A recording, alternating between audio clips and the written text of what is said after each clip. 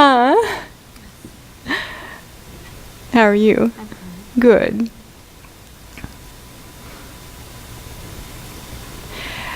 Bonnie doesn't want to take up a lot of your time, she says, because she's a busy lady and she's got a lot of stuff to do in heaven.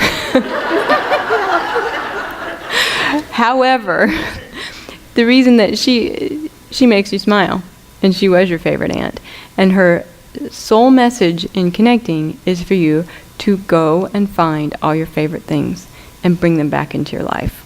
Because you've existed and you're existing. And she says, no.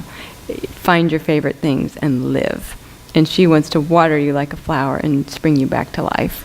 And she's the perfect guide to do that. This would be a great time to travel. It's a great time to get out of your shell. It's a great time to reach out to new friends. But Bonnie says, don't just do one thing, do everything that calls to your heart.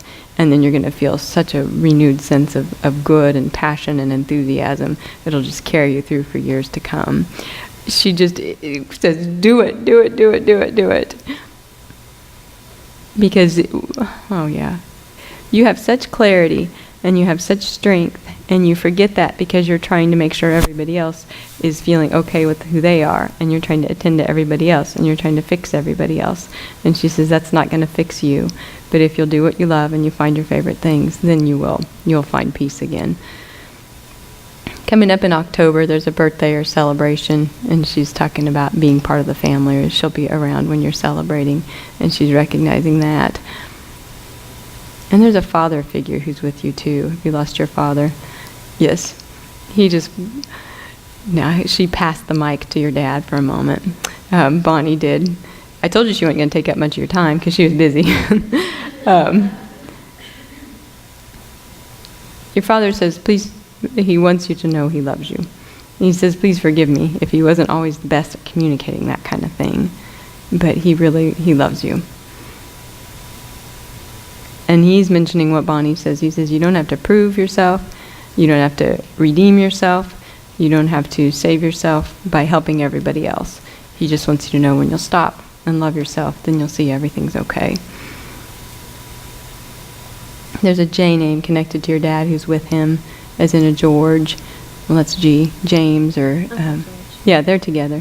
Yeah, he says George is with him.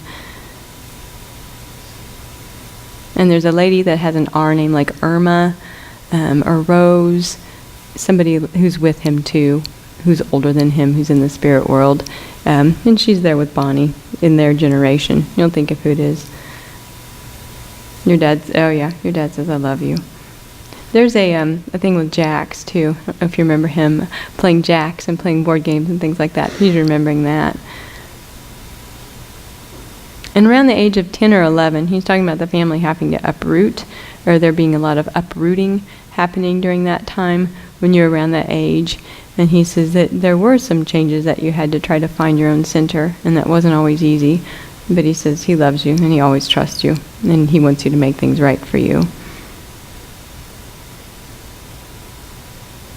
I don't know if your family puts together like a calendar every year, or if you guys had done something with pictures for the family, and he's talking about including him in that, the old pictures and some of his old memories, and he knows you do that, and he knows you honor his spirit, even when maybe it's not easy, and sometimes it is easy, but he says thank you, and he just wants to let you know he loves you.